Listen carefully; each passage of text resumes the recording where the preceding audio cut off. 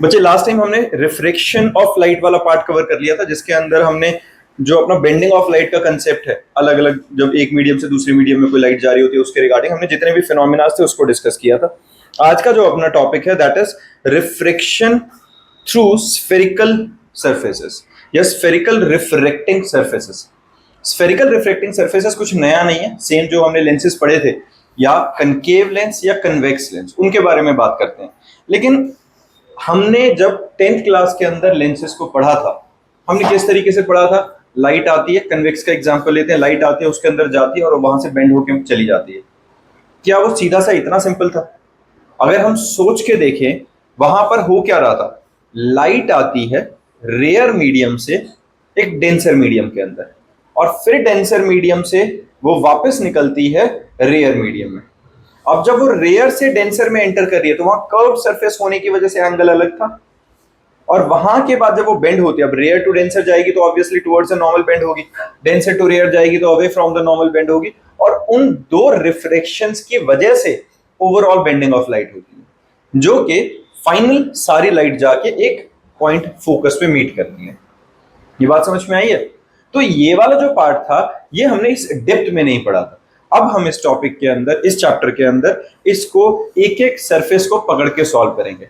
जैसे कि पहला सरफेस, इसमें सबसे पहले एक स्टैंडर्ड चीज रखेंगे बच्चे, ये ध्यान रखेंगे। देखो यहां पर तुम्हें दिख रहा है हमने क्या रखा हुआ है, ये अपना रेयर मीडियम, ये डेंसर, ये आ गया हमारा रिफ्रेक्टिंग सरफेस जो इंटरफेस है रेयर और डेंसर मीडियम का। तो रेयर मीडियम का रिफ्रेक्टिव इंडेक्स μ1, डेंसर का μ2। अब रेयर यहां है, डेंसर इधर है, क्यों? अब ये हो गया हमारा, ये कनकेव वाला पार्ट आ गया, ये हमारा कन्वेक्स वाला पार्ट था, ये कनकेव वाला आ गया पार्ट, और डेंसर मीडियम इधर को आ गया। ये बात समझ में आई है? तो हम डबल रिफ्लेक्टिंग सरफेस की बात नहीं कर रहे हैं, फिलहाल हम क्या कर रहे हैं, सिर्फ एक इंटरफेस है, rare to denser, rare to denser. Clear है? और रिफ्लेक्टिव इंडेक्स समझ में आ रहा है, नाम याद रखेंगे, μ1 रेयर के लिए हो गया और μ2 डेंसर के लिए हो गया।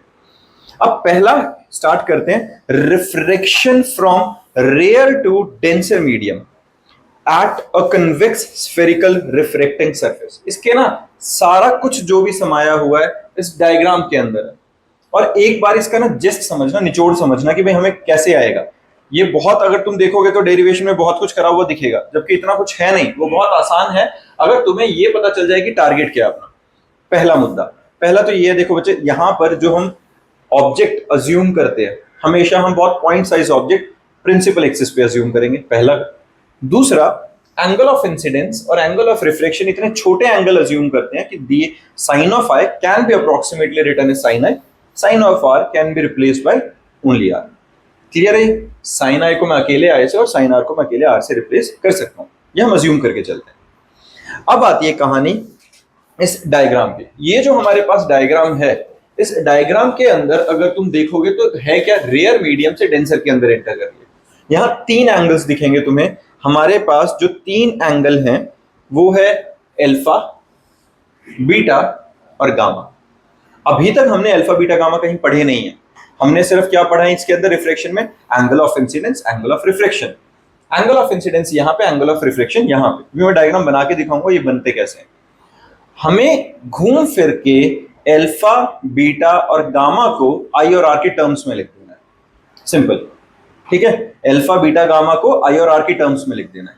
और जहां साइन आई और साइन आर होता है, क्योंकि reflective index sine I by sine R होता है, तो वहां साइन आई की जगह मैं सिर्फ आई लिख दूं और साइन आर की जगह सिर्फ आर लिख दूं, एंगल्स की फॉर्म में आ गया। और एक बात बताओ, एंगल के लिए मैं क्या एक फॉर्मूला लगा सकता हूं, theta is equal to L upon R. याद है ये formula, theta is equal to L that is length of arc upon radius, वो लगा सकता हूं। और उस चीज को यूज करके मैं एंगल से होते हुए मैं डिस्टेंसेस पे पहुंच जाऊंगा, और वहां से हमारा फॉर्मूला ड्राइव हो जाएगा, रिलेशन आ जाएगा रिफ्लेक्टिव इंडेक्स की टर्म्स में और डिस्टेंसेस की टर्म्स में। टारगेट क्लियर है सबको? बस इतना ही मुद्दा है और इससे ज्यादा कुछ है नहीं। अब एक बार डायग्राम बनाते हो, डायग्राम के साथ साथ में हर बच्चा साथ में ड्रॉ करेगा। देखो सबसे पहले कोशिश करना थोड़ा सा एक्यूरेट बनाने की। ये हमारे पास आ गया बच्चा प्रिंसिपल एक्सिस हमारा जो बीच में से जा रहा है, और ये मेरे पास आ गया इधर को denser medium convex refracting surfaces के थ्रू होते हुए। ठीक है। अब इसमें पहले इसका रिफ्रैक्टिंग मीडियम μ1 और इस वाले का आ गया μ2, है ना। इस पे काम करते हैं, ठीक है, μ1 μ2, ठीक है। अब साथ साथ में बनाते रहना बच्चे। देखो सबसे पहले एक पॉइंट साइज ऑब्जेक्ट यहां, अब जो ये पॉइंट साइज ऑब्जेक्ट है वो, अब ना इसका डिस्टेंस कहां से आएगा, हमारे पास एक पॉइंट ये होता है जो वर्टेक्स होता है, इसका नाम रख लेते हैं P, प्रिंसिपल एक्सिस पे। यहां से अगर ऑब्जेक्ट है, इसका डिस्टेंस कितना आ गया U, डिस्टेंस ऑफ ऑब्जेक्ट को हम U से रिप्रेजेंट करते हैं कि नहीं, ठीक है। अब यहां से हम क्या करते हैं, एक रे भेजते हैं इधर को, ठीक है, एक रे हमने इधर को भेजी, एक तो ये यहां से जा ही रही है, एक रे सीधी चली गई। अब यहां पर ये जो ऑब्जेक्ट प्रिंसिपल एक्सिस के साथ ये वाली रे जो एंगल बनाती है जहां ऑब्जेक्ट है, वो एंगल क्या होता है बच्चे, अल्फा। ये फिक्स है, alpha beta gamma through out चलेंगे लेंस मेकर फॉर्मूला तक। अल्फा हमेशा कौन सा एंगल होगा, जो ऑब्जेक्ट वाली रे बना रही है, ठीक है। अब इसके बाद आता है यहां पे, अब क्या शुरू हो गया, इंटरफेस आ गया। इंटरफेस आ गया है तो यहां पे एक हमें नॉर्मल बना लेना चाहिए जिसके रेफरेंस में एंगल ऑफ इंसिडेंस आएगा। नॉर्मल जब मैंने ड्रॉ किया वो किसी पॉइंट पे इंटरसेक्ट किया। अब जो नॉर्मल होता है वो हमेशा कहां टकराता है, सेंटर पे, है ना, तो ये सेंटर ऑफ कर्वेचर आ गया। अब ये जो नॉर्मल जाके एंगल बनाएगा ये हमेशा क्या होगा बच्चा, गामा। ये फिक्स है, ये भी हमेशा हम इसे गामा से रिप्रेजेंट करने वाले हैं। किसी बच्चे को इसमें दिक्कत, और ये नॉर्मल के साथ जो एंगल बन रहा है, इस एंगल को क्या कहते हैं बच्चा, एंगल ऑफ इंसिडेंस। क्लियर है, किसी को परेशानी। अब यहां से अगर ये लाइट ऐसे गई थी, अब कहां जा रही है, रेयर टू डेंसर एंटर कर रही है। हमारे पास जो रिफ्रैक्टिव मीडियम है μ1, इट इज लेस देन μ2, तो रेयर से अगर डेंसर में एंटर करती है तो लाइट कहां को बेंड करती है, टुवर्ड्स द नॉर्मल। ये जो सीधी जानी चाहिए थी, सीधी ना जाकर मान लेते हैं कि वो ऐसे करके बेंड हो गई है और यहां कहीं जाकर ये इससे टकरा गई है। इस पॉइंट का नाम रख लेते I, जहां बनी इमेज और एंगल बन गया बीटा। अल्फा बीटा गामा में किसी को परेशानी, अल्फा जहां पे ऑब्जेक्ट था, बीटा जहां पे इमेज है, गामा जहां पे नॉर्मल है। और आर कहां बनेगा, ये वाला, इसके साथ जो एंगल आ रहा है। हाँ जी, क्लियर बात है बच्चे। डायग्राम में किसी को दिक्कत, एंगल्स में किसी को दिक्कत, बहुत बढ़िया। अब एक काम करते हैं, यहां से हम एक बार एक परपेंडिकुलर लाइन बना लेते हैं। ये हमें आगे बनानी है, मतलब जरूरत पड़ेगी डेरिवेशन में, तो ये अभी मैंने बीच में से एक लाइन ड्रॉ कर लिया बस, जो प्रिंसिपल एक्सिस पे 90 डिग्री पे आ गई है, ये वाली लाइन, ठीक है। बना लो, इस पॉइंट का नाम हम M रख लेते हैं, डन है। अब इस M पॉइंट से, सेंटर पॉइंट से ये वाला डिस्टेंस कितना है, R, M से लगा लो या P से लगा लो, ठीक है। एक ही पॉइंट ले लेते हैं, मान लो P से लगा लेते हैं, मैं आगे बताऊंगा इसके बारे में भी। और यहीं से जो ये डिस्टेंस है R, पता चल गया ना, रेडियस ऑफ कर्वेचर बच्चे। और यहीं से जो इमेज बन रही है, ये बात समझ में आ गई बच्चे। अल्फा बीटा गामा क्लियर है, U, R और V क्लियर है, सबको ठीक है, ये समझ में आ गया। अब हमारे पास जब हम देखो, ये सारी बातें बच्चे तुम्हें लिखनी है कि μ1 refractive index of rare medium, μ2 refractive index of denser medium. Main यहां कहानी क्या आ रही है, जो मैंने बताया था, हमारा गोल क्या है, अल्फा बीटा और गामा को I और R से रिलेट कराना।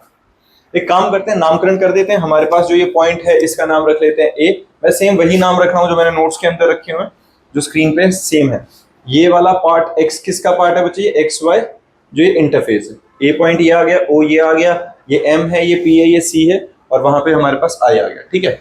अब एक बात बताओ, अगर मुझे एंगल्स को रिलेट कराना है, I जो है इस ट्रायंगल पे ध्यान देना, AOC दिख रहा है ये ट्रायंगल, इस AOC में I जो है एक्सटीरियर एंगल है कि नहीं, in triangle AOC I is equal to alpha plus gamma. किसी को दिक्कत, exterior angle is equal to sum of the opposite interior angles, पता है ये वाला, सीधी सी प्रॉपर्टी लगा दी।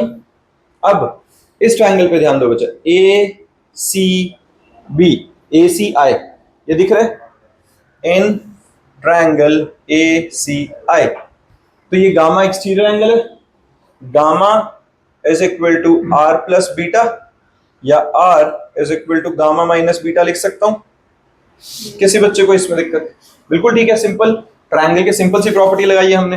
अब अपने को स्नेल्स लॉ के अकॉर्डिंगली पता है, μ2 by μ1 denser medium by rare medium is equal to sine आई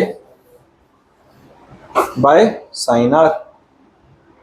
ये पता है ना बच्चा, है ना, mu two by mu one is equal to sine I by sine r. जिसको थोड़ा सा भी इसमें कंफ्यूजन रहता है तो याद रखना, रिफ्रैक्टिव इंडेक्स हमेशा इनवर्सली रिलेटेड रहेगा जो एंगल उसके अंदर बन रहा होगा। जैसे यहाँ पर आर बन रहा है डेंसर मीडियम में तो ये इनवर्सली रिलेटेड है, आई बन रहा है रेयर में तो इनवर्सली रिलेटेड है। अब एक बात बताओ, हमने शुरू में ही कहा था कि ये साइन आई और साइन आर इतने छोटे एंगल हैं कि वो आई और आर से रिप्लेस किए जा सकते हैं। ठीक है बच्चा, यहां तक डन है। क्रॉस मल्टीप्लाई कर दो, क्या आ गया, mu two times r is equal to mu one times i. लिख सकता हूं। अब आर और आई, इनको मैं ये जो रिस्पेक्टिव वैल्यूज हैं हमारी फर्स्ट और सेकंड इक्वेशन, वो वाली पुट कर दूं तो मैं इसको ऐसे लिख दूं, म्यू2 टाइम्स आर की वैल्यू क्या है, gamma minus beta is equal to mu one, i की वैल्यू क्या है, अल्फा प्लस गामा। किसी बच्चे को इसमें दिक्कत? अब यहां पर जो गामा बीटा अल्फा और आर है, अब दो ऑप्शंस होते हैं इसको करने के। एक तो है theta is equal to L upon R लगा दूंगा, और एक तरीका होता है कि मैं इनको अल्फा बीटा गामा को approximately tan alpha tan beta और tan गामा मान लूं। वो भी सेम है, छोटे एंगल है तो वैल्यू सेम रहेगी, ठीक है ना।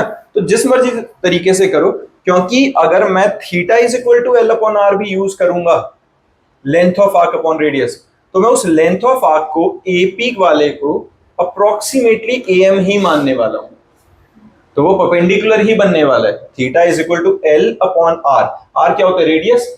तो जो रेडियस बनेगा वो सारे बेसिस बनेंगे, और जो परपेंडिकुलर बनेगा वो मैं एम मान लूंगा एपी की जगह। तो मैं डायरेक्ट टैन थीटा ले लूं, tan alpha tan beta tan gamma, तभी मैं परपेंडिकुलर बाय बेस लगाऊंगा। और मैं theta is equal to L upon R लूंगा तो भी मैं परपेंडिकुलर बाय बेस ही यूज करने वाला। तो अपनी इच्छा होती है, अपना तरीका होता है कि तुम किस तरीके से इसे लिखना चाहते हो, ठीक है। चाहे theta is equal to L upon R ले लो, या tan alpha tan beta tan gamma use करेंगे, ठीक है। तो इससे मैं एक कंक्लूजन क्या निकाल रहा हूं, सीधा सीधा म्यू2 टाइम्स गामा को मैं क्या लिख सकता हूं, परपेंडिकुलर बाय बेस। परपेंडिकुलर क्या है बच्चा, एम, बेस क्या है, एमसी या पीसी मान लो। अब यहां एक चीज बताता हूं, मैं ऐसा कर कैसे रहा हूं कि मैं पी और एम पॉइंट को एक जगह पे मान रहा हूं।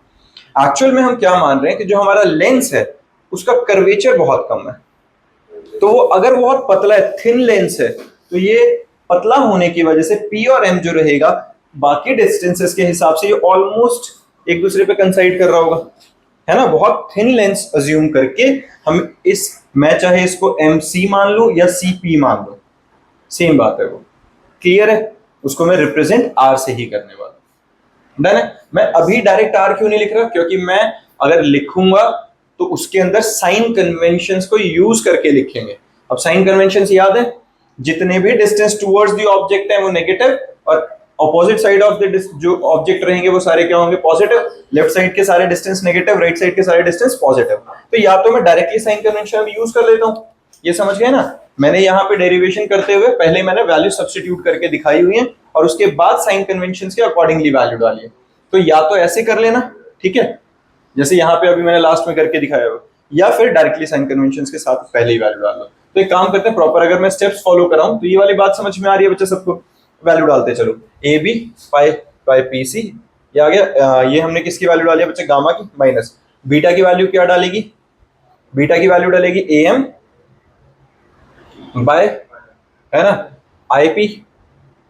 एक काम करो बच्चा, यहां पे भी ना ए पी ही लिख लेते हैं फिर उसे, या जहां पे मैं पी लिख रहा हूं एम लिखते हैं, चलो मतलब दोनों को एक चीज रखते हैं ना। ये बात समझ रहे हो, मैं अगर ये पॉइंट एम ले रहा हूं तो फिर डिस्टेंस भी एम पॉइंट से ही ले लेते हैं सीधा सीधा, समझ रहे हो।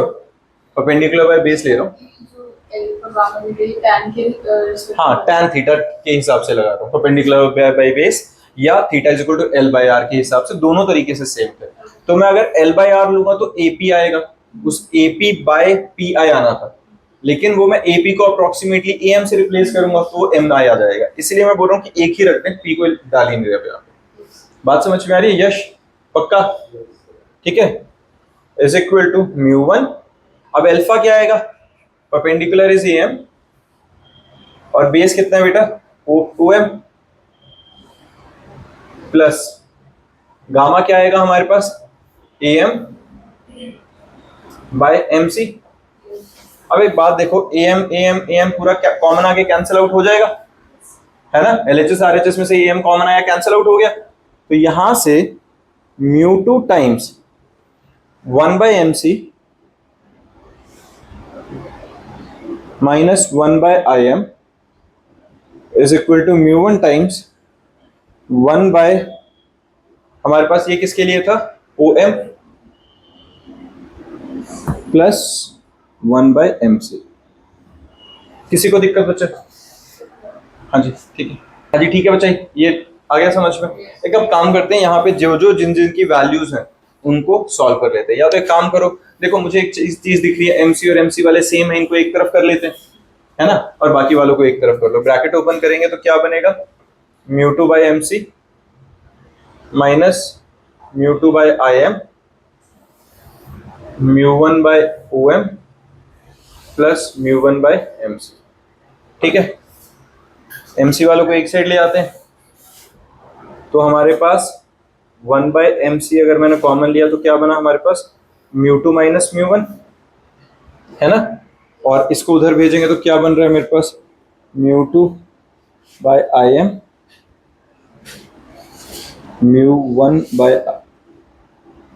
μ1/OM माइनस का यहाँ पे आ गया हमारे पास इस साइड आके प्लस μ2 बाय, हाँ बच्चे प्लस आएगा ना, बाय IM। ठीक है, यहाँ तक आ गए हैं, क्लियर है। अब जो जिस की वैल्यू है वो रिस्पेक्टिव वैल्यूज पुट कर दो। देखो OM हमारे पास क्या है बच्चा, OM हमारे पास है U और MC क्या है हमारे पास R।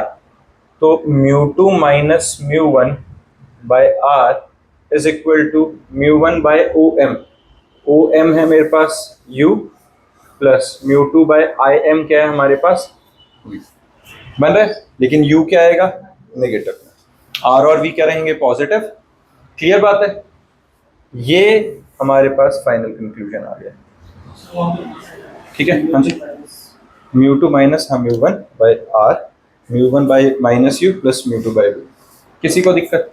ये किसके लिए आया बच्चा, जब रेयर से डेंसर मीडियम में कन्वेक्स सरफेस के थ्रू रिफ्लेक्ट होकर लाइट जा रही है। डन है। सेम अब हम इसको क्या करेंगे जब डेंसर से रेयर निकलेगा, या हम एक और करेंगे। देखो मैं इसकी डेरिवेशंस का लॉजिक समझाता हूँ। बहुत रेयर चांसेस होती है कि ये डेरिवेशन ये वाली आएगी। हमारे को मेन ये रिजल्ट याद रखना है। रीजन समझाऊं तो हमें अल्टीमेटली पहुंचना कहाँ है, मुझे अल्टीमेटली यहाँ से इसको लेंस बना के और फिर ये लाइट बेंड करा के दिखानी है। तो मुझे अब डेंसर से रेयर वाली डिराइव करनी है, उसका कंक्लूजन, और फिर उन दोनों को प्लस करके एक सिंगल केस बनाएंगे जिसे लेंस मेकर फॉर्मूला कहते हैं। तो मैं ये नहीं बोल रहा कि बिल्कुल 100% है नहीं आएगी, लेकिन चांसेस होती हैं कि ये लेंस मेकर फॉर्मूला के फॉर्म में हम इनको यूज करेंगे, डिराइव नहीं करेंगे। लेकिन ये आता होना चाहिए कि अगर तुम्हारे एग्जाम में आए तो लॉजिक समझ में आ रहा है। चाहे कोई भी डेरिवेशन आएगी, कोई भी, हर किसी के अंदर इसी तरीके से ट्रायंगल्स, यही अल्फा बीटा का रिलेशन आई और आर के साथ, यही रिफ्रैक्टिव इंडेक्स के साथ रिलेशन, और उसके बाद क्रॉस मल्टीप्लाई करके tan थीटा की फॉर्म में सीधा आंसर। क्लियर है। अब हम करते हैं नेक्स्ट वाला, refraction from rare to denser medium at concave spherical reflecting surface. ठीक है, देखो कनकेव के केस में भी अगर मैं समझाऊं, इसको ध्यान से समझना। इसको ना अब मैं मतलब लिख के नहीं करा रहा हूं, साथ के साथ यहाँ स्क्रीन पे कराता जाऊं, समझते जाना। अब हमारे पास देखो डायग्राम समझ में आ रहा है बच्चे, सेम वही O पॉइंट जहां पे हमारा ऑब्जेक्ट है, एंगल आ गया अल्फा, यहां से ये इस पॉइंट पे पहुंचा, यहां हमने एक बनाया नॉर्मल, जो अब ये नॉर्मल जो ग्रीन वाली लाइन है ये क्या बना रही है, गामा एंगल। और अब ये जो लाइट है ये कहां जाएगी, टुवर्ड्स द नॉर्मल बेंड होगी। तो ये जो सीधी जानी थी वो टुवर्ड्स द नॉर्मल बेंड हुई, कभी मीट करेगी नहीं प्रिंसिपल एक्सिस पे। तो हमने डॉटेड लाइन पीछे एक्सटेंड करके यहाँ आई बना दिया। समझ में आई, यहाँ वर्चुअल इमेज बन रही है, रियल नहीं है। तो यहाँ पर जहां लाइन बनी, यहाँ पे मतलब जो लाइन आगे टच करी, इसको क्या कहते हैं, बीटा एंगल बन गया, अल्फा बीटा गामा आ गया। आई यहाँ बना था हमारा नॉर्मल के साथ, और ये आ गया रिफ्रैक्शन। डन है। आई और आर को सेम वही ट्रायंगल्स की तरह रिलेट कराएंगे, ट्रायंगल OAC और ट्रायंगल IAC के अंदर। OAC, OA और C, इसके अंदर हमारे पास क्या है, गामा एक्सटीरियर एंगल है, अल्फा और I इंटीरियर एंगल है। ठीक है, और ये जो ट्रायंगल AIC, इसके अंदर हमारे पास ये वर्टिकली ऑपोजिट एंगल हुआ कि नहीं? तो ये छोटे वाला एंगल इधर का आर हो गया। ये बात समझ में आ रही है ना बच्चे सबको? ये वाला एंगल हमारे पास क्या आ गया, छोटा सा ये आर आ गया, ये बीटा आ गया और ये गामा आ गया। Exterior angle is equal to sum of the opposite interior angles लग जाएगा इसमें भी, और वहां से हम आई और आर को रिलेट कर पाएंगे। डन। आई और आर को रिलेट किया, रिफ्रैक्टिव इंडेक्स का कंसेप्ट अपने को पता है। इसमें मेन कहानी क्या है, आर भी नेगेटिव, वी भी नेगेटिव, यू भी नेगेटिव, तीनों वैल्यूज नेगेटिव आएंगी इसकी, है ना? सारा कुछ टुवर्ड्स द ऑब्जेक्ट है, तो वैल्यू सब्स्टिट्यूट करेंगे, यू नेगेटिव, वी नेगेटिव और आर नेगेटिव, बाकी सारा फंडा सेम, डायरेक्ट रिजल्ट याद रखो। क्लियर है बच्चा? मैग्निफिकेशन का फॉर्मूला μ1v ओवर μ2 u, और m क्या होता है हमारा, लीनियर मैग्निफिकेशन। क्लियर बात है? डायग्राम ड्रॉ कर लो एक बार फटाफट, डायग्राम ड्रॉ करो, ट्रायंगल पता चल जाएगा और इसको फिर नोट डाउन कर लो, आइडिया लग जाएगा, पूरा डिराइव करने की जरूरत नहीं है, यही बस डायरेक्ट कंक्लूजन लिख लो इसका। ये किसके लिए है हमारे पास, सेम रेयर टू डेंसर, पर ये हमारे कनकेव सरफेस के थ्रू। ठीक है, करो। हाँ जी बच्चा, सबने बना लिया ये? और इसका अगर जो तुमने कंक्लूजन देखा होगा तो सेम जो हमारा ऊपर निकला था बिल्कुल सेम रिजल्ट आया, ध्यान से देखो, आ रहा है कि नहीं, है ना? बिल्कुल सेम रिजल्ट लेके, अब देखो रिजल्ट की कहानी क्यों सेम है, रेयर टू डेंसर का केस है दोनों में, तो रेयर टू डेंसर जब भी आएगा दोनों केसेस के लिए सेम रिजल्ट आने वाला है अपने पास। ठीक है, चलो अब हमारे पास आता है refraction from denser to rare medium along convex spherical refracting surface. जैसा मैं बोल रहा था कि हमें जो चाहिए मेन, अब हमें क्या चाहिए, एक बार रेयर से डेंसर लाइट एंटर कर गई थी, अब डेंसर से रेयर में निकालनी है। तो अगर डेंसर से रेयर में निकालनी है, डायग्राम साथ में बनाते चलेंगे बच्चे।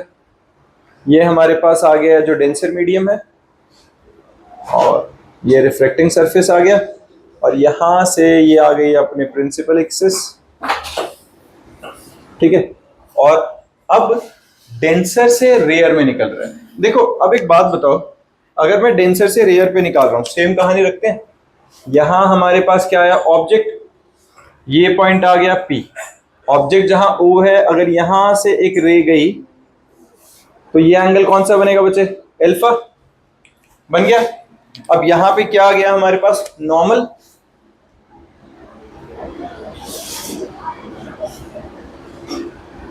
तो ये जो पॉइंट आ गया ये हमारे पास आ गया बच्चे सेंटर ऑफ कर्वेचर, है ना? और ये आ गया हमारे पास गामा, जहां पे हमारा नॉर्मल इंटरसेक्ट कर रहा है। बिल्कुल ठीक है। अब कहां जा रही है लाइट, डेंसर से रेयर की तरफ। अब डेंसर का रिफ्रैक्टिव इंडेक्स क्या है बच्चा, μ2, और रेयर का हमारे पास μ1। अब जब डेंसर से रेयर में लाइट निकलती है तो क्या जाती है, डेंसर टू रेयर में, अवे फ्रॉम द नॉर्मल, तो जो लाइट सीधी जानी चाहिए थी वो हल्की सी बेंड होके जाएगी और यहां कहीं टकरा जाएगी। ऐसा किसी को इश्यू इसमें, ये बात समझ में आई है? तो जहां ये टकराएगी यहाँ पे, इसका नाम रख लेते हैं I, और ये क्या बन गया, एंगल बीटा।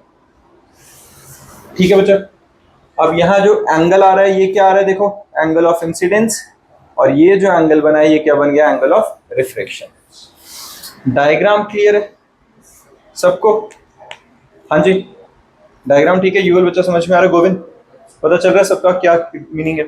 अब यहां पर रिफ्रैक्टिव इंडेक्स स्नेल्स लॉ लगाएंगे, μ2 बाय μ1, μ2 बाय μ1 क्या बनेगा, sine R upon sine of I। ये ध्यान रखना है सिर्फ, क्योंकि ये चीज बदल गई है कि नहीं। वहां पे जो हमने पिछली डेरिवेशन करी थी उसमें हमने μ2 बाय μ1 क्या लिखा था, साइन I बाय R, है ना? क्योंकि वहां रिफ्रैक्टिव इंडेक्स भी उल्टे थे, बदला कुछ नहीं है, ध्यान से सोचो तो। अभी भी वही है कि जो रिफ्रैक्टिव इंडेक्स μ2 है उसके अंदर एंगल ऑफ इंसिडेंस बन रहा है, जो रिफ्रैक्टिव इंडेक्स μ1 है उसमें एंगल ऑफ रिफ्रैक्शन बन रहा है, तो रिलेटेड वो इनवर्सली ही है एक दूसरे से। क्लियर है ना बच्चे? ये तो कंफ्यूज मत होना, ब्लाइंडली मत वैल्यूज डालना बस। तो ये समझ में आ गया, μ2 by μ1 is equal to sin R by sin I, which is approximately equals to R by I। Cross multiply अगर मैं कर दूंगा तो क्या आएगा, μ2 times I is equal to μ1 times R। किसी को दिक्कत बच्चा इसमें? ठीक है ना? अब I और R को रिलेट करते हैं फिर से। देखो जरा, पहले तो यही काम करते हैं, यहां से M ड्रॉ कर लेते हैं परपेंडिकुलर, हमने एक परपेंडिकुलर लाइन ड्रॉ कर लिया, और मान लेंगे M और P एक ही पॉइंट पे कंसाइड करेंगे, सेम जो पिछली बारी हमने अज्यूम किया था उसके हिसाब से। पहले ट्रायंगल दिख रहा है बच्चा, ये इसका नाम हमने क्या रखा है, A, ये O ये P, या AOC ट्राइंगल दिख रहा है, यहां क्या है, gamma is equal to I plus alpha, gamma is equal to I plus alpha है कि नहीं? हाँ जी, exterior angle is equal to sum of the opposite interior angle. Triangle दिख रहा है बच्चा, आर्यन? नहीं पता चल रहा? पता चल गया ना, इस ट्राइंगल के अंदर gamma is equal to I plus alpha, तो यहां से मैं आई की वैल्यू क्या लिख सकता हूं, gamma minus alpha. Done, first. फिर आर वाले के लिए रिलेशन देखो, अब यहां इस ट्राइंगल में देखो ए सी आई, ए सी आई में क्या है बच्चा, in triangle A C I exterior angle r है, r is equal to, r is equal to क्या बन रहा है, gamma plus beta. Second, refractive index के अंदर वैल्यू डाल देते हैं, mu two times gamma minus alpha is equal to mu one times gamma plus beta. बिल्कुल ठीक है बच्चा। अब एक बात बताओ, गामा को मैं क्या लिख सकता हूं, tan गामा की वैल्यू डाल दें, am बाय cm, है ना, mu two times am by cm minus alpha की वैल्यू क्या डलेगी, am by om is equal to mu one times gamma की वैल्यू क्या डली है हमारे पास, am by cm plus beta की वैल्यू क्या डलेगी बच्चा, am बाय mi। डलेगी नहीं? क्लियर है? किसी बच्चे को इसमें परेशानी? अब क्या करें, am कैंसिल आउट हो गए, सब में कॉमन है, तो कैंसिल आउट हो गए, हमारे पास क्या बच गया, म्यू टू टाइम्स, अब देखो cm क्या है बच्चा, cm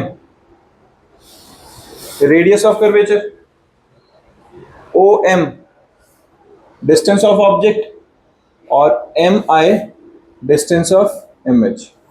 हुआ कि नहीं? किसी को इसमें परेशानी? ये वैल्यू सब्स्टिट्यूट कर दो साथ के साथ, तो हम जब वैल्यू डाल रहे हैं तो क्या आ रहा है बच्चा, म्यू टू। समझ में आ रहा है सबको? ये सिर्फ रीअरेंजमेंट रहेगी और वैल्यू सब्स्टिट्यूशन है। अब ये वैल्यूज अगर डालेंगे तो देखो इसके अंदर क्या आ रहा है हमारे पास, हमने वैल्यू सब्स्टिट्यूट करी तो हमारे पास mu two times minus one by r, ये नेगेटिव समझ में आया ना, क्योंकि लेफ्ट हैंड साइड को है, तो यहाँ पे radius of curvature negative, you negative और वी पॉजिटिव, तो आर की जगह नेगेटिव डल गया, यू की जगह माइनस डल गया, आर की जगह नेगेटिव और वी पॉजिटिव। रीअरेंज किया तो हमारे पास सिंपल क्या बन रहा है, mu two by minus you plus mu one by v is equal to mu two minus mu one by minus r. उस नेगेटिव को मैनेज किया तो mu one minus mu two by r आ गया। ये समझ में आया? इस नेगेटिव को कॉमन लेके ऊपर वाले से नेगेटिव से कैंसिल आउट कर दिया। डन है? इस वाले में और जो तुमने पिछला फॉर्मूला डिराइव किया था उसमें कुछ चेंजेस दिखे? पिछले वाले फॉर्मूला को देखना एक मिनट, क्या था हमारे पास, बोलना ध्यान से देखो, जो हमने इससे है ना क्या था, mu two minus mu one by R is equal to mu minus mu one by R. यहाँ क्या है, mu one minus mu two by R is equal to mu two by minus you plus mu one by. समझ में आ गई ये बात? Clear है? ये रिजल्ट याद रखना है। दो रिजल्ट याद रखने थे, पहला कौन सा, जब रेयर से डेंसर थ्रू कन्वेक्स पार्ट जा रहा था, थ्रू कन्वेक्स जो अपना इंटरफेस था उसके थ्रू गया था, और एक अब डेंसर टू रेयर थ्रू, ये जो हमने अभी अभी डिराइव किया इसके लिए। एक तो ये था reflection from denser to rare along a convex spherical reflecting surface. Done है बच्चा? क्लियर? अब सेम इसके लिए डायग्राम ये बना लो, सिर्फ डायग्राम पता चल गया।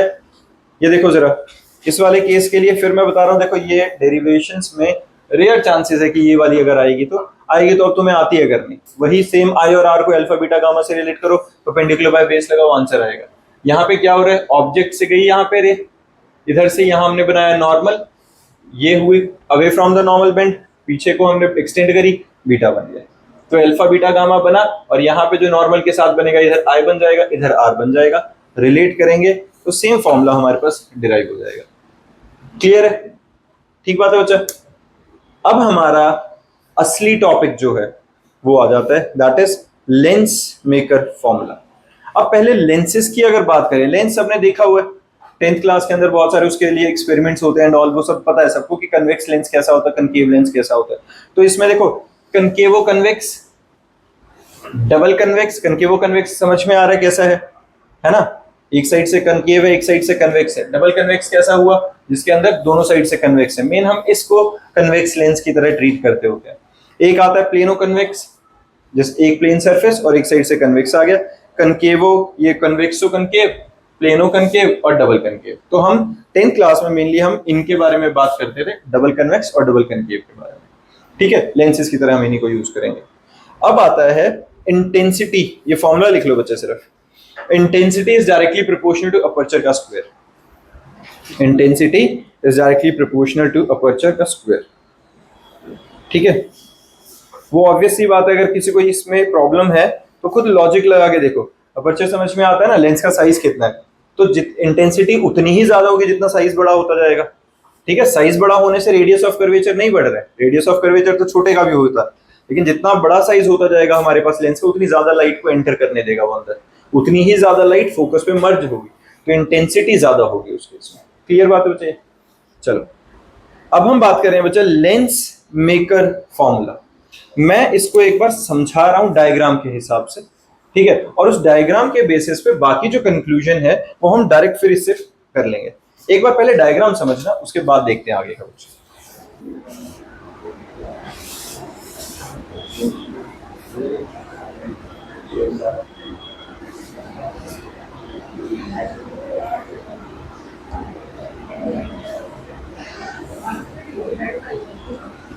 ये हमारे पास बच्चा कन्वेक्स लेंस बनाया मैंने, ठीक है। बीच वाली जो लाइन है वो सिर्फ इसलिए बनाई थी कि वो थोड़ा सिमेट्रिकल बन सके मुझसे, वरना उसकी कोई जरूरत नहीं है हमें अभी यहाँ पे। अब यहां से हमने एक लाइन ड्रॉ करी, ये क्या अपनी प्रिंसिपल एक्सिस, डन है। इसके ना दो रिफ्लेक्टिंग सरफेस है हमारे पास, इसका नाम x, इसका नाम y, इसका नाम रख लो एक पॉइंट का P1, एक का नाम रख लो P2। तो एक जो रिफ्लेक्टिंग सरफेस है वो ये वाला रिफ्लेक्टिंग सरफेस है, पहले वाला, ठीक है, और दूसरे वाला x P2y है, ठीक है। दो रिफ्लेक्टिंग सरफेस आ गए हमारे पास। अब पहले केस में जो हमारे पास इसका मीडियम है, रेयर मीडियम, रिफ्रैक्टिव इंडेक्स μ1 और इसका रिफ्रैक्टिव इंडेक्स μ2, डेंसर का μ2, ठीक है। तो अगर हम अपने ऑब्जेक्ट की बात कर रहे हैं, तो मान लो हमारे पास ऑब्जेक्ट यहां है, इस जगह से जब वो लाइट जाएगी तो ऐसे एंटर कर रही है, ये जा रही है, यहां क्या एंगल बना बच्चे? अल्फा, ठीक है। अब एक बात बताओ, जब ये लाइट जा रही है कहां जा रही है? रेयर टू डेंसर वाला केस बन रहा है कि नहीं, है ना। रेयर टू डेंसर जब एंटर कर रहा है तो यहां पर एक नॉर्मल होना चाहिए, और वो नॉर्मल जहां टकराएगा वहां क्या बना? C1। अब मैंने 1 क्यों लिखा है? क्योंकि दो कर्वेचर हैं, तो दो C1 और C2 जो हमारे सेंटर ऑफ कर्वेचर है, दो आएंगे। तो C1 समझ में आ रहा है कहां से आ रहा है? मैं सिर्फ x P1 y वाले सरफेस के रिस्पेक्ट में कर रहा हूं अभी। तो यहां जो एंगल बना, ये क्या बना? एंगल ऑफ इंसिडेंस, ठीक है। अब देखो यहां से जब ये लाइट है, ये रेयर टू डेंसर एंटर करी है, तो कहां जाएगी? टुवर्ड्स द नॉर्मल बेंड होगी। तो ये लाइट सीधी जाने की वजह थोड़ा मान लेते हैं यहां आ गई, ठीक है। अब एक बात समझना, अगर x P2y ना होता और ये पूरा ही आगे तक डेंसर मीडियम कंटिन्यू होता, तो हमारे पास ये जो लाइट है ये थ्रू आउट ऐसे ऐसे ऐसे कहीं जाके इस पॉइंट पे टकरा जानी चाहिए थी, और हमारे पास वहां इमेज बननी चाहिए थी। लेकिन वो कब? अगर x P2y ना होता, एक ही रिफ्लेक्टिंग सरफेस होता और सीधा रेयर टू डेंसर होता, तो हमारे पास जहां इमेज बन जाती, अगर वो रेयर टू डेंसर वाला केस होता, उसका नाम रख लेते हैं I1। क्लियर बात है बच्चा? I1 समझ में आ गया? अब लेकिन हमें पता ऐसा नहीं है। अब हो क्या रहा है, यहां पर जो बीच में ये लाइन आई है, इस पॉइंट पर फिर से रिफ्रैक्शन होगा, और कहां के लिए होगा? डेंसर टू रेयर मीडियम, है ना। अब ये वाला सारा एरिया डेंसर और डेंसर से रेयर में निकलेगा, तो इस पॉइंट पे एक परपेंडिकुलर ड्रॉ करते हैं, वो क्या बना बचा? नॉर्मल। और ये क्या बन गया? C2 x P2y के लिए। और अब यहां से ये लाइट कहां जाएगी? अब किस तरफ को बेंड होगी बच्चे? यहां पर देखो, अब हमारे पास जो यहां है, अब ये नॉर्मल से दूर आनी चाहिए, तो ये थोड़ा इधर आके इधर कहीं इंटरसेक्ट कर गई, और यहां हमारे पास फाइनल इमेज बन गया। समझ में आई है बात? डायग्राम क्लियर है सबको? रेयर से डेंसर और डेंसर से रेयर का केस बन के फाइनल इमेज आई पे बनी है। हाँ जी, डन। अब यहां पर ये जो डिस्टेंस है कितना है? u सेंटर लाइन से, ये हमारे पास आ गया रेडियस ऑफ कर्वेचर, इसको R2 मान लेते हैं। यहाँ से हमारा R1 आ जाता है और ये इस पॉइंट से जहाँ तक इमेज बन रही है ये हमारा V है और इसको V1 मान लेते हैं नीचे, जहाँ अदरवाइज बन जाती है। क्लियर है? किसी बच्चे को इसमें दिक्कत? अब इसमें एक और चीज समझना, जब सेकेंड टाइम रिफ्रैक्शन हुआ है, जब सेकेंड टाइम रिफ्रैक्शन हुआ है, इस केस के लिए ऑब्जेक्ट का डिस्टेंस कितना आएगा? ये जो V1 है, ये डिस्टेंस जो होता है बच्चे इस सेकेंड सरफेस के लिए ऑब्जेक्ट का काम करता है। समझ रहे हो? जो फर्स्ट सरफेस से इमेज बनती है वही सेकेंड सरफेस के लिए ऑब्जेक्ट हुई कि नहीं? मेरी बात समझ रहे हो? जब rare to denser light enter करती है तो डेंसर के अंदर रिफ्रैक्शन होता है, रिफ्रैक्ट होके कहीं इमेज बननी चाहिए, लेकिन वही जो इमेज बननी चाहिए थी अब सेकंड सरफेस के लिए वो ऑब्जेक्ट की तरह काम कर रही है कि नहीं? और वो ऑब्जेक्ट से आने वाली रे फर्दर फिर रिफ्रैक्ट होती है। तो ये जो डिस्टेंस हमारा I1 वाला होता है ये क्या बन गया? ये हमारे पास ऑब्जेक्ट का डिस्टेंस है। किस केस के लिए? सेकंड सरफेस के लिए। फर्स्ट केस में V1 इमेज है, सेकंड केस में V1 ऑब्जेक्ट का डिस्टेंस है। ये पॉइंट समझ में आ गया? बस यही। हाँ जी, देखो बेटा एक बात समझ, अगर यहां से लाइट हमारे पास एंटर करी सिर्फ फर्स्ट सरफेस के थ्रू, तो फर्स्ट सरफेस से अगर जो हमारे पास एंटर करेगी, यहां देखना, यहां थोड़ा सा क्लियर दिख जाएगा। जब इस सरफेस से हमारे पास लाइट एंटर कर रही है यहां से, तो यहां से गई इस सरफेस के अलॉन्ग, रेड वाले के अलॉन्ग, तो यहां से ये इधर बेंड हुई, इधर बेंड होके ये सीधी जानी चाहिए थी I1 पे, ये बिल्कुल इस पॉइंट पे पहुंचनी चाहिए थी।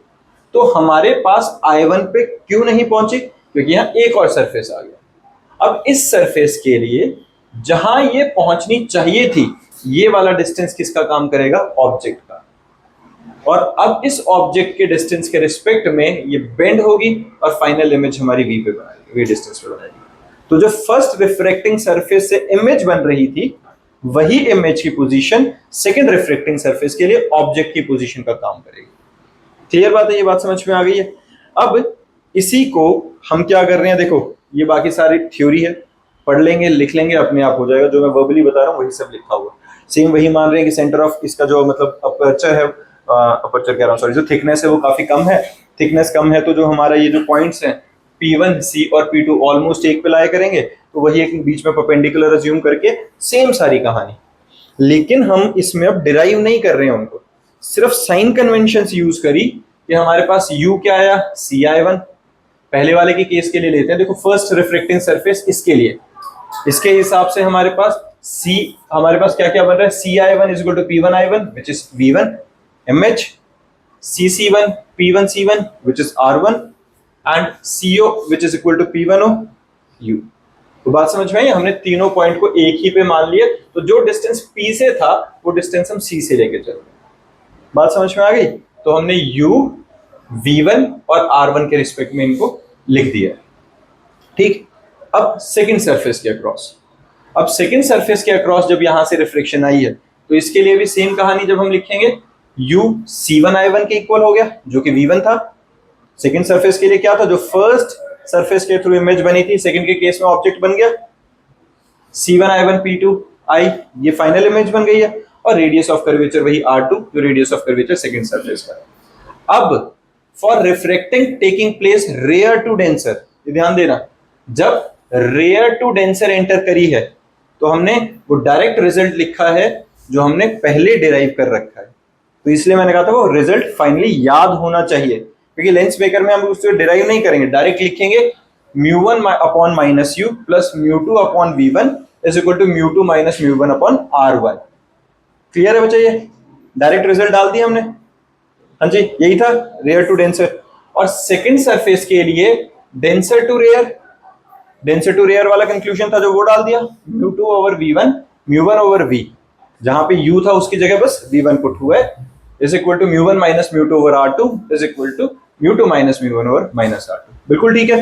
अब हमें क्या करना है? इन दोनों को ऐड कर देते हैं। एक मिनट बेटा, है ना, इन दोनों को हम क्या कर देते हैं? ऐड कर देते हैं। तो जब हमने इन दोनों को ऐड किया, क्यों? रेयर टू डेंसर और डेंसर टू रेयर दोनों केसेस को प्लस करना है, दोनों को हमने ऐड किया, μ2 माइनस μ1 μ2 माइनस μ1 जो जो जहां से कॉमन आ सकता था निकाला, रीअरेंज किया है, सिर्फ ध्यान से देखो और कुछ नहीं किया। यहां μ1 कॉमन आया था, उसको डिवाइड कर दिया 1/R1 माइनस 1/R2 और इधर 1 by b minus 1 by u, mu two, इनको क्या किया, अपना न्यूमरेटर्स को सेपरेट किया, mu two by mu one minus 1 by r one minus 1 by r two, और mu two by mu one ये क्या निकल गया, refractive index of material with respect to air. निकला कि नहीं, mu two by mu one को हमने लिखा, वो रिलेटिव रिफ्रैक्टिव इंडेक्स आ गया एक तरह से, और उसको बस म्यू से रिप्लेस कर दिया। अब अगर मैं मान लूं कि हमारा जो ऑब्जेक्ट है वो इंफिनिटी पे था, तो यू की वैल्यू इंफिनिटी, वी कहां बनेगा, अगर इंफिनिटी पे ऑब्जेक्ट होता है तो इमेज हमेशा फोकस पे बनती है, तो फाइनल इमेज को मैं फोकल लेंथ से रिप्लेस कर सकता हूं, 1 by F is equal to 1 by infinity, V की जगह मैंने एफ डाल दिया, यू की जगह infinity, 1 by infinity zero, mu two minus mu one की जगह म्यू डल गया, minus 1 is equal to 1 by R one minus R two. This is lens maker formula. किसी को परेशानी? पता है, देखो मेन कहानी थी, डायग्राम समझ में आ गया, डायग्राम को एक्सप्लेन करना आ गया, और उसके बाद दो केसेस जो हमने ऑलरेडी डिराइव किए हैं उन दोनों रिजल्ट्स को प्लस किया, और सिर्फ एक चीज हमने करी है कि 1 बाई यू को इंफिनिटी, तो फाइनल इमेज एफ पे बन गई, उनको रिप्लेस किया, और जो फाइनल रिजल्ट आ गया उसमें mu two by mu one को म्यू पुट करके डायरेक्ट आंसर है। क्लियर है? One of the most important derivation है ये तुम्हारी 12th की, इसको पक्का कर लेना, ठीक, डन।